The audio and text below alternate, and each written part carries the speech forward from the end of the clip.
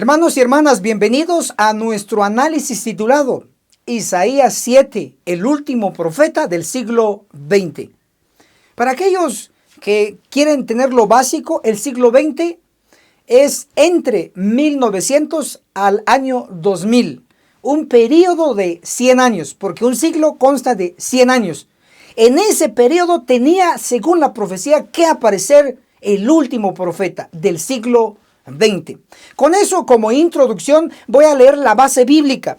Isaías capítulo 7, verso 21 y verso 22, y luego vamos a corregir la traducción porque la mayoría de las versiones en español está mal. Y si necesitamos entender esta profecía, es vital la buena corrección y la buena traducción.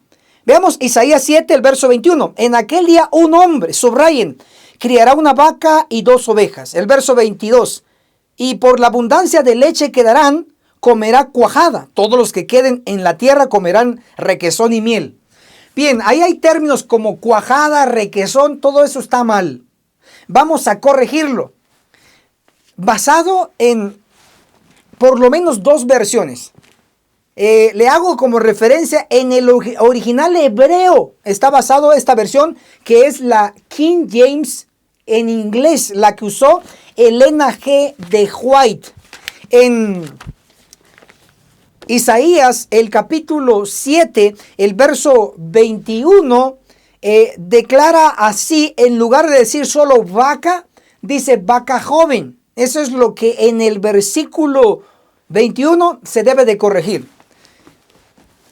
Así lo dice en inglés, pero como la mayoría no conoce el inglés, entonces vamos a leerlo en español. Y para ello voy a utilizar la versión Reina Valera Gómez 2010. Esta versión fue cotejada o comparada con la versión King James en inglés que usó Elena de White para sus escritos originales.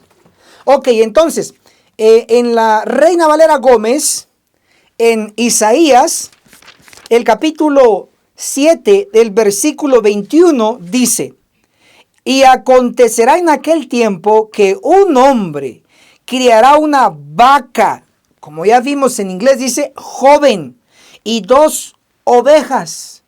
Entonces, solo coloque la palabra que omitieron los malos traductores, joven. Entonces debe decir vaca joven y 2 ovejas. Si está claro ahí, muy bien.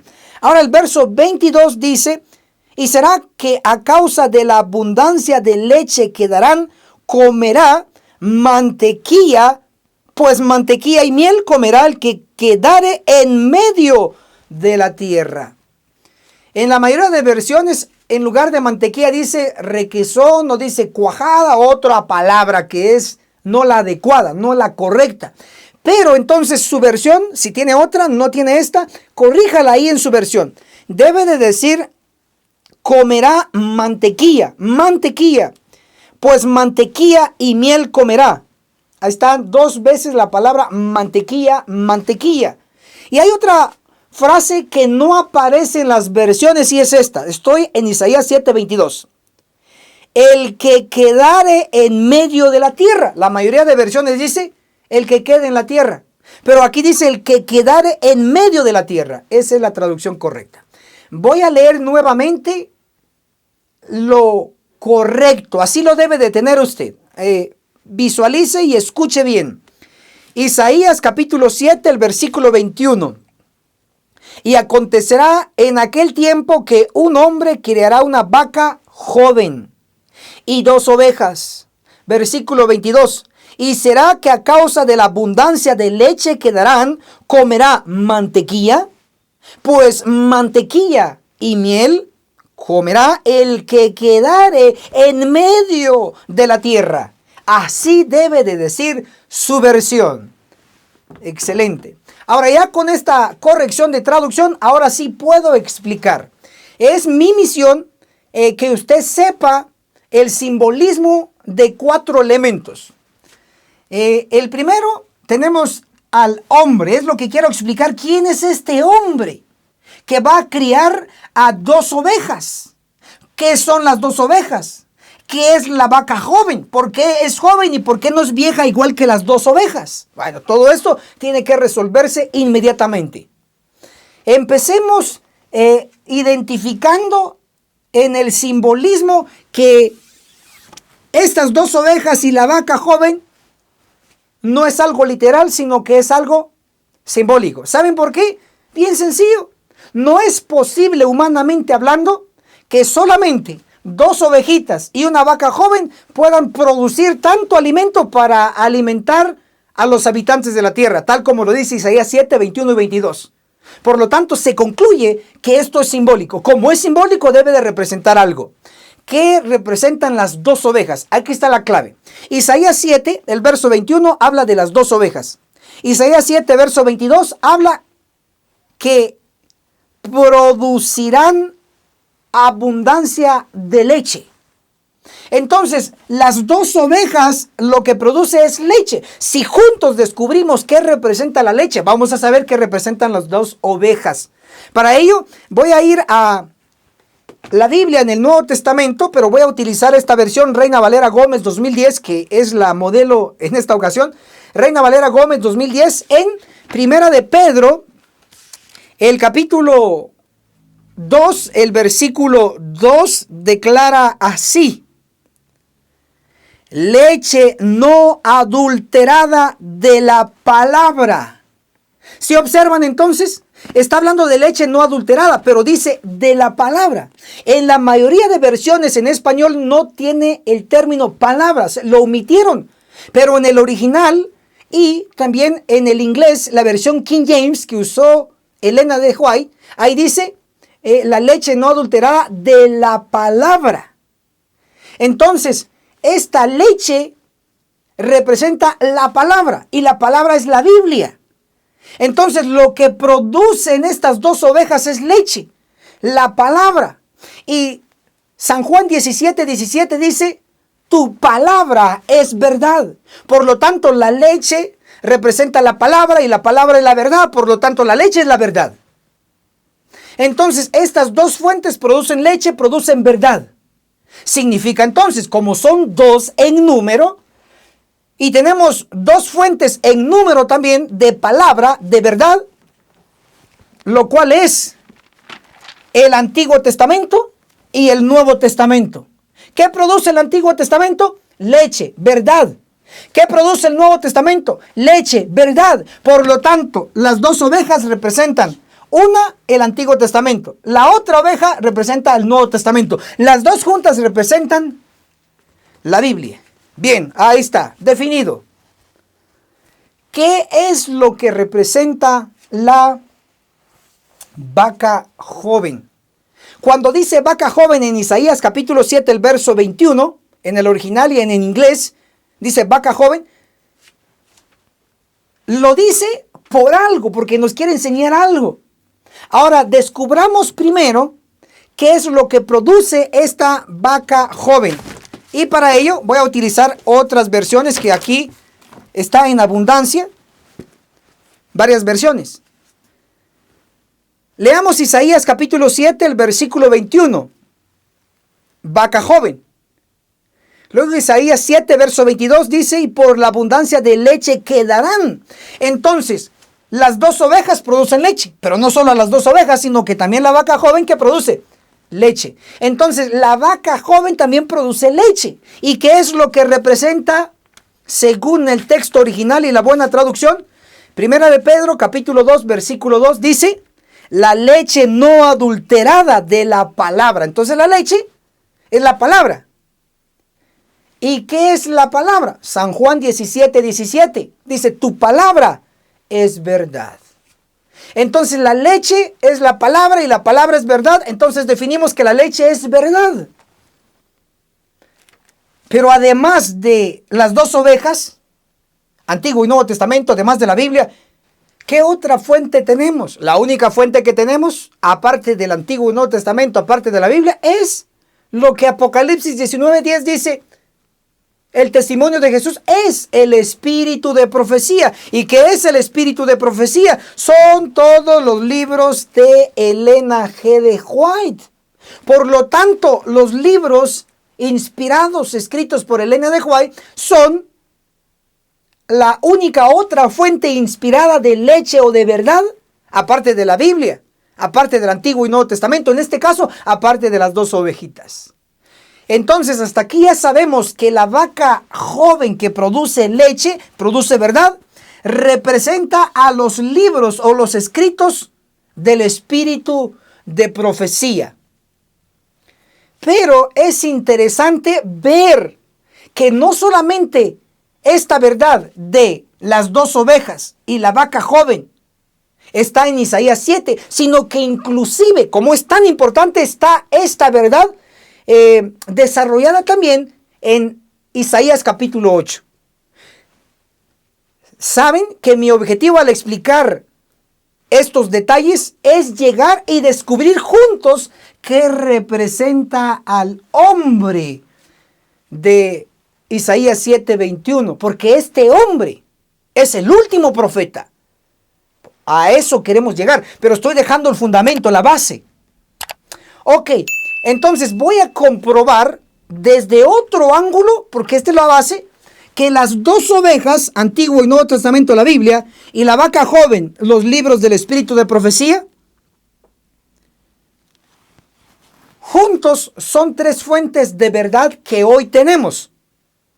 Pero debo de decirles y que quede en su mente que así como la vaca joven es más voluminosa que las dos ovejas, eso ocurre en lo literal también, en el significado, en la interpretación.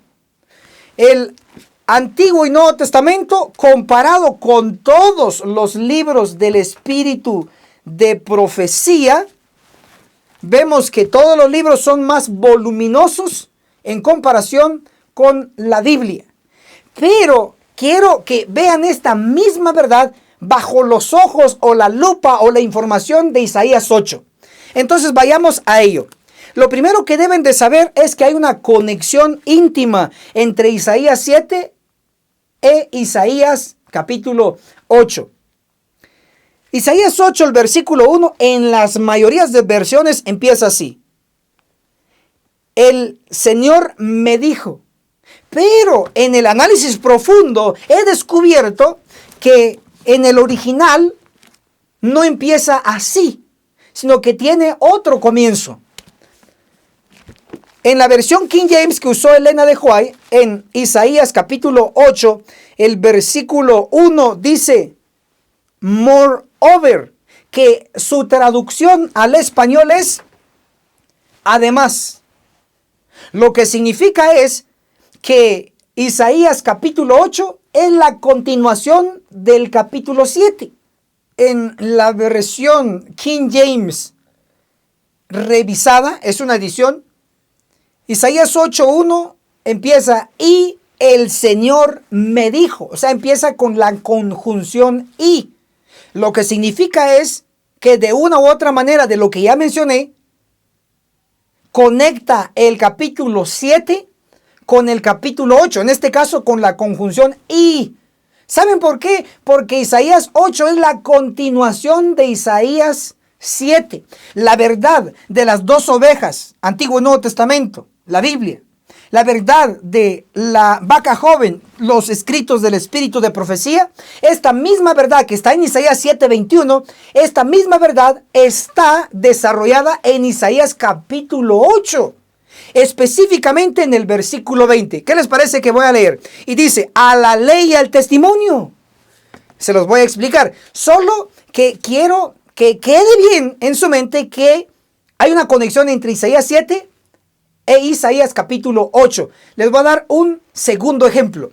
Isaías capítulo 7, el verso 14, habla de Emmanuel, de Cristo. Isaías capítulo 8, versículo 8, dice, oh Emmanuel, sigue hablando de Cristo. Esto es la evidencia más clara y más sencilla que usted puede comprender. Isaías 7 habla de un tema. Isaías 8 habla del mismo tema. Ok, ya con eso en mente, ahora les voy a explicar Isaías 8, versículo 20, en conexión a las dos ovejas y la vaca joven. Isaías 8, el verso 20. A la ley y al testimonio, si no hablan conforme a esto, es porque no les ha amanecido. Pareciera que ahí no ocurrió nada negativo, pero debo de decir que aquí los traductores omitieron un término. Y en el original, en el hebreo y en la versión King James en inglés, lo dice correctamente. De hecho, también lo podemos corroborar en la Reina Valera Gómez. Y la versión nos dice así en Isaías 8, versículo 20. Esta es la traducción correcta. A la ley y al testimonio, si no hablan conforme a esta palabra. La mayoría de versiones dice si no hablan conforme a esto. Pero en el original, como ya dije, en el hebreo y en el inglés, dice si no hablan conforme a esta palabra. Entonces, si no tiene ese término, escríbalo, porque así está en el original. Si no hablan conforme a esta palabra. Entonces, lo que significa es lo siguiente. Leo ya corregido, así debe de tener usted su versión. Isaías 8:20. A la ley y al testimonio, si no hablan conforme a esta palabra, es porque no les ha amanecido. Ahora, ministro Enoch Martín, ¿y qué importancia tiene si dice esto o dice esta palabra? Tiene mucha, porque esto es nivel profundo. Óigase bien. Tanto la ley como el testimonio son palabra. Esto es lo que debe de ustedes saber. La ley y el testimonio son palabra. Ahora, ¿qué representa la ley? Para ello, les invito a que vayamos al libro de Josué. El capítulo 1, el verso 7 se menciona la ley. En Isaías capítulo 8, el verso 20 se menciona la ley. La ley de Isaías 8:20 y la ley de Josué 1:7 es lo mismo. A diferencia que el libro de Josué nos da un detalle extra. Josué capítulo 1, el verso 8 dice el libro de la ley. Entonces la ley en este contexto es un libro. La ley representa al libro de la Biblia.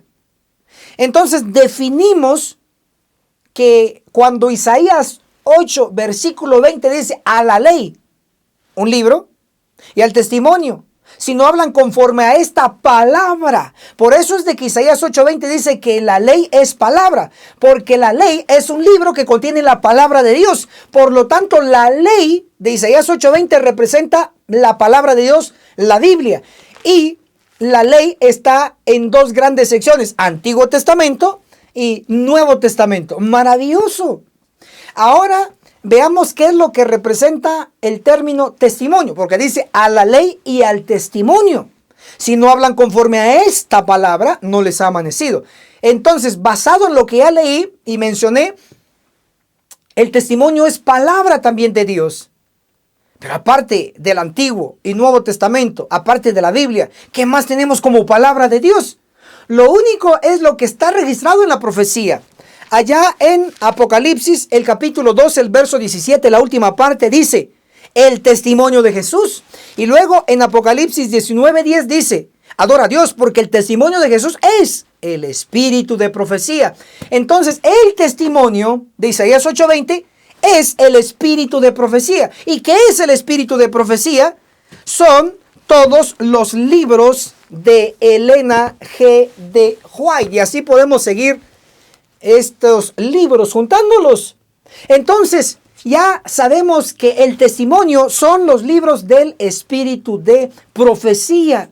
Cuando Isaías 8:20 habla de la ley, habla de la Biblia, Antiguo y Nuevo Testamento.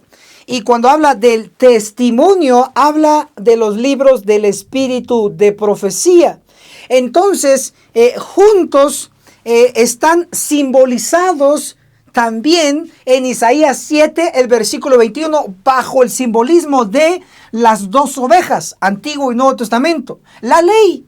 Y tenemos el testimonio, que es el espíritu de profecía, simbolizado también en Isaías 7:21, bajo la vaca joven. Y sintetizando, resumiendo lo que acaba de enseñar, Isaías 7, el versículo 21, nos muestra tres símbolos. El primero, la oveja 1, la oveja 2, símbolos del Antiguo y Nuevo Testamento. Luego tenemos la vaca joven, símbolo de los escritos de Elena G. de White. Pero descubrimos que Isaías capítulo 7 está conectado con Isaías capítulo 8. Específicamente, Isaías 7:21, las dos ovejas y la vaca joven, está conectado íntimamente con Isaías capítulo 8, versículo 20, bajo la frase de la ley y el testimonio. Las dos ovejas, Antiguo y Nuevo Testamento, en Isaías 7:21, pero en Isaías 8:20 las dos ovejas están bajo el término de la ley, que es la Biblia, Antiguo y Nuevo Testamento. Maravilloso, hace clic. Luego vemos también que en Isaías 7:21 tenemos la vaca joven que produce leche, que produce verdad. Aparte del Antiguo y Nuevo Testamento, la otra fuente de verdad es el espíritu de profecía, todos los libros escritos por Elena G. de White. Pero en Isaías capítulo 8, versículo 20, el espíritu de profecía está bajo el término el testimonio. Por lo tanto, tenemos una conexión más. La vaca joven y el testimonio son lo mismo. Los libros del espíritu de profecía. Maravilloso. Ha llegado el momento ahora de descubrir el misterio. Isaías 7:21 habla: en aquel día un hombre criará una vaca joven y dos ovejas. ¿Quién es el hombre? Ya descubrimos los tres elementos simbólicos. Ahora, ¿quién es este hombre que ordeña a las dos ovejas y a la vaca joven? Y el producto es leche, la verdad. Y con ello este hombre hace mantequilla, alimento sólido. Isaías capítulo 7, el versículo 22 lo confirma. Y por la abundancia de leche que darán, comerán mantequilla. Todos los que queden en medio de la tierra comerán mantequilla y miel. Si notan, entonces, es de vital importancia este hombre, porque este hombre ordeña a las dos ovejas y a la vaca, y con la abundancia de leche que darán, entonces este hombre hace un proceso y tiene el producto final, que es la mantequilla, alimento sólido. De algo líquido, leche, pasa a algo sólido, alimento profundo. ¿Qué les parece entonces que identifiquemos lo más cerca que podamos a este hombre? Isaías 7:21 lo menciona, pero tenemos que ver el tipo y el antitipo. Veamos el pasado, cómo se ha repetido en diversas épocas, cómo Dios ha utilizado a un hombre en distintas épocas, pero también en los últimos días, nuestro tiempo, Dios utiliza a este hombre para traernos una verdad profunda. Veamos, el primer Elías fue un hombre. La Biblia, aquí en el Antiguo Testamento, en Primera de Reyes, capítulo 17, el verso 1, dice: Elías Tisbita. Elías era un hombre, era profeta, pero era un hombre, era un varón. Ahora veamos al segundo Elías. Y eso lo encontramos en el Nuevo Testamento. Lucas capítulo 1, el versículo 13, habla de Juan el Bautista, para ser más específicos.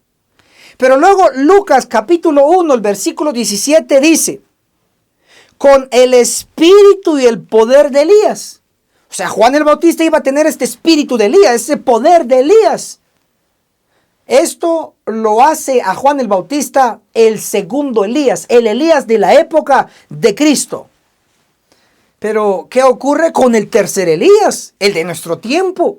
¿Quién lo pronosticó? Bueno, para ser específicos, tenemos que leer Malaquías, el capítulo 4, el versículo 5. Ahí es donde se nos pronostica a el Elías, profeta final de nuestro tiempo. Dice así, Malaquías 4:5. Mirad, yo os envío al profeta Elías antes que venga el grande y terrible día del Señor. Profeta Elías, un hombre, no una mujer. Esto señalaba la profecía. Ahora, ¿cuándo se cumple esto? Cristo mismo debe de saber que aplicó Malaquías 4:5 en el futuro de su tiempo.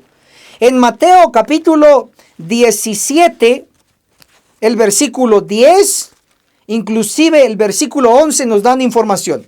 El 10 dice, entonces sus discípulos le preguntaron, ¿por qué dicen los escribas que es necesario que Elías venga primero? Verso 11, Jesús respondió, a la verdad Elías vendrá, futuro, primero, y restaurará todo. Entonces Jesús todavía aplica Malaquías 4:5 en el futuro de su tiempo, que es nuestro presente ahora. Pero después de Jesús vino Elena de White como profetisa, obviamente muchos años después, pero llegó Elena de White como profetisa y nos da luz sobre que alguien más después de ella tenía que venir. ¿Qué les parece? Que leamos lo que ella dejó registrado. En el libro Joyas de los Testimonios, el tomo 2, el capítulo Naturaleza e Influencia de los Testimonios, en la página 274 declara así. Aquí se está relatando un sueño que Elena de White tuvo. Ella en ese sueño era como una costurera. Ya no quería trabajar, implicando que ya no quería trabajar como profetisa, porque el pueblo no quería nada, como no quiere nada ahora, no quiere mejorar. Entonces aquí en Joya de los Testimonios, tomo 2, página 274, ese es el contexto. La persona volvió a repetir, ¿a quién? A Elena de White. La persona volvió a repetir, corta los vestidos, no ha llegado todavía el momento de tu relevo. La palabra relevo es el que sustituye. Entonces se le dijo a Elena de White que no había llegado todavía el tiempo de su relevo. No había llegado la persona que la iba a sustituir, por decirlo así, después de que ella iba a descansar. Es interesante entonces que Elena de White sabía que iba a haber un relevo después de ella. Alguien tenía que aparecer. Pero ministro, ahí no dice claramente que venía un profeta después de ella, solo dice un relevo, es cierto. Pero dice que alguien iba a sustituirla. Pero hay otra cita más impactante y acertada también. Leamos lo que dice Testimonios para los Ministros. Apunten estas vitales citas. Leo la versión antigua aquí, utilizo versiones antiguas porque son las más puras. Testimonios para los Ministros en la página 475. Aquí hay un capítulo y un subtítulo. Se los voy a dar para que lo identifiquen. Testimonios para los Ministros, el capítulo, exhortación y amonestación. Subtítulo, que el cielo nos guíe.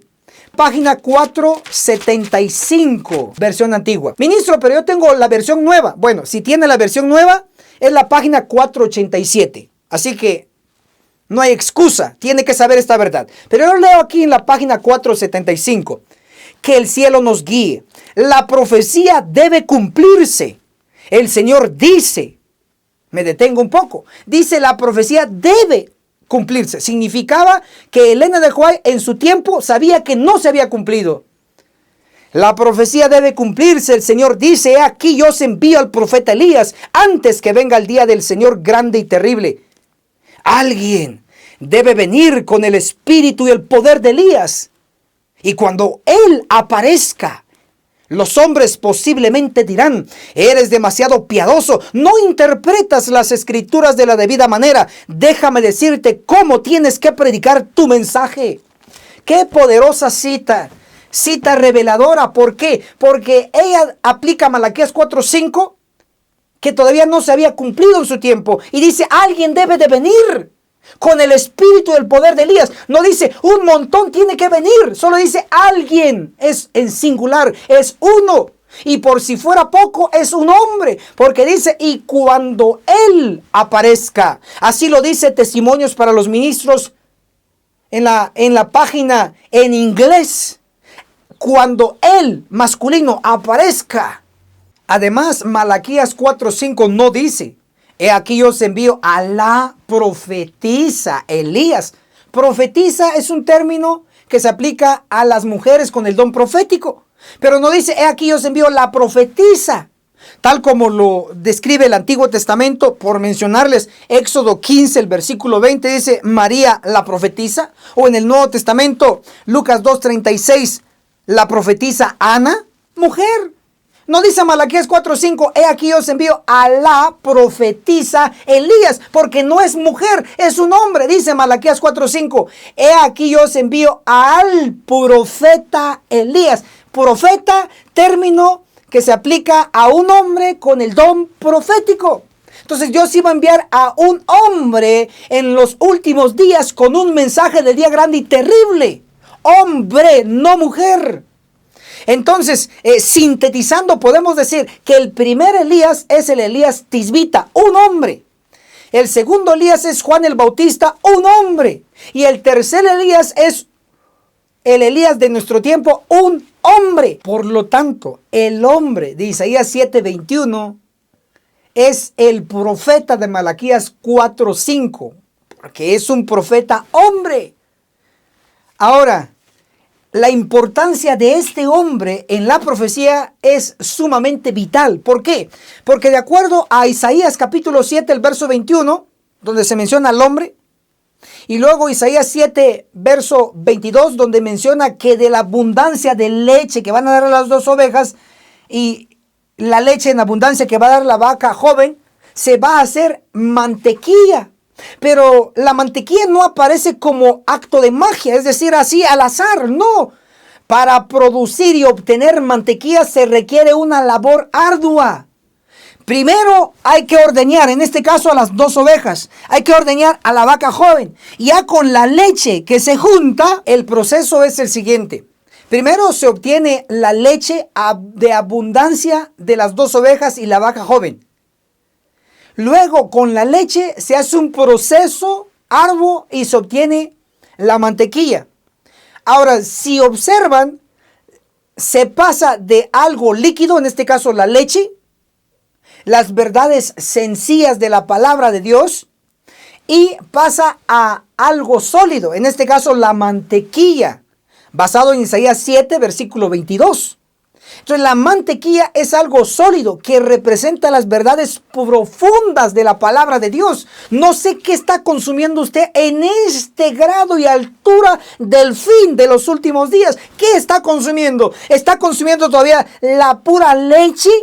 ¿Las verdades sencillas? ¿O usted está disfrutando con su servidor la mantequilla, el alimento sólido que representa las verdades profundas de la palabra de Dios? Ministro, ¿y eso no me lo dice? Bueno, le voy a dar una clave. Observe. Isaías capítulo 7, el versículo 15 nos da esto. Isaías 7, verso 15. Y comerá mantequilla y miel hasta que sepa desechar lo malo y elegir lo bueno. Si usted no come mantequilla, si usted no come el alimento sólido, las verdades profundas, entonces usted no va a desechar lo malo ni va a elegir lo bueno. Por eso entonces es muy importante identificar lo que es la mantequilla, la labor importante de este hombre, de este profeta, el tercer Elías.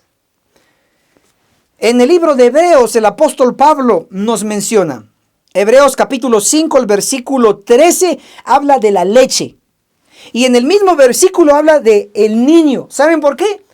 Se menciona entonces leche y niño, porque la leche es el alimento de un niño. Pero, en Hebreos capítulo 5, el versículo 14 declara, por el contrario, el alimento sólido. En nuestro estudio, este alimento sólido es la mantequilla. Algo sólido. Hebreos 5:14, por el contrario, el alimento sólido es para los adultos, para los que por la costumbre tienen los sentidos ejercitados para discernir el bien y el mal. ¡Wow! Entonces la labor importante de este hombre, de Isaías 7:21, de Malaquías 4:5, el último profeta, la labor es de la leche del Antiguo y Nuevo Testamento, de la leche del espíritu de profecía, de estas tres fuentes de verdad. Este hombre tiene que sacar las verdades más profundas para dárselo a usted y a mí, la real verdad presente. Y solo entonces, con este alimento sólido, con esta mantequilla, con esta verdad profunda, se podrá desechar lo malo y elegir lo bueno. Por eso es tan vital el entender esta profecía simbólica de Isaías capítulo 7, el verso 21 y 22. En nuestro análisis final podemos descubrir que el hombre de Isaías 7:21 es el profeta de Malaquías 4:5, el profeta Elías, el último profeta para estos últimos días. Por lo tanto, decimos que el hombre de Isaías 7:21 es el último profeta del siglo XX. Y este periodo abarca desde 1900 hasta el año 2000, porque un siglo cubre lo que es 100 años. Entre 1900 al 2000, en este periodo apareció el último profeta, el hombre de Isaías 7:21. El profeta de Malaquías 4:5, con un mensaje del día grande y terrible. Ministro Enoc Martín, ¿y cuál es ese mensaje del día grande? Es el del sellamiento de los 144,000, de Apocalipsis 7:3, de Apocalipsis 7:4. Porque para los sellados, los 144,000, ese día va a ser grande. Pero ministro, ¿y cuál es el día terrible? El día terrible es cuando se cumpla la matanza de Ezequiel 9. Con espadas de ángeles. Va a ser terrible, terrorífico para los que van a morir en la matanza o el juicio de los vivos. Entonces, el mensaje de este hombre, de este profeta, y de Isaías 7:21, es sobre el día grande y terrible. Es sobre los 144,000 y el juicio de los vivos registrado en Ezequiel 9. Este es el mensaje para identificar al hombre de Isaías 7:21. Este es el mensaje para identificar al último profeta del siglo XX.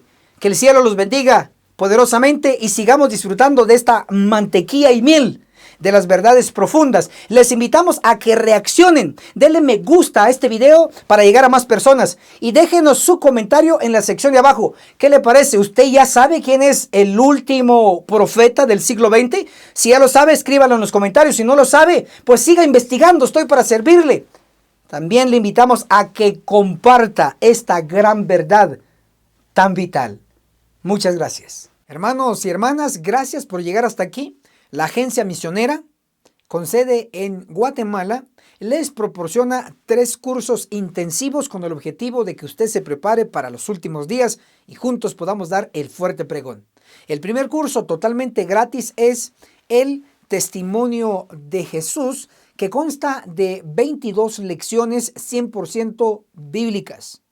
Tocamos temas como los 144,000, el juicio de los vivos reflejado en Ezequiel 9, la serie de las resurrecciones. ¿Sabía usted que hay una resurrección especial de adventistas del séptimo día? Con pura Biblia comprobamos estos temas, también como los siguientes: el reino premilenario, muy pocos lo conocen, el tema del tercer Elías, el tema del don profético, etcétera. Son 22 lecciones, 22 temas para que usted se prepare con pura Biblia. Y el segundo curso se titula Daniel, el perfecto arte profético, donde su servidor, ministro Enoc Martín, explico capítulo por capítulo del libro profético de Daniel, que consta de 12 capítulos. Nivel avanzado, donde utilizamos lo que es la Biblia y el espíritu de profecía para su entrenamiento. Al final del curso tenemos un regalo maravilloso de todas las gráficas proféticas. Y el tercer curso se llama Apocalipsis, el perfecto arte profético, donde explico capítulo por capítulo del último libro donde se encuentran y terminan todos los libros de las Santas Escrituras.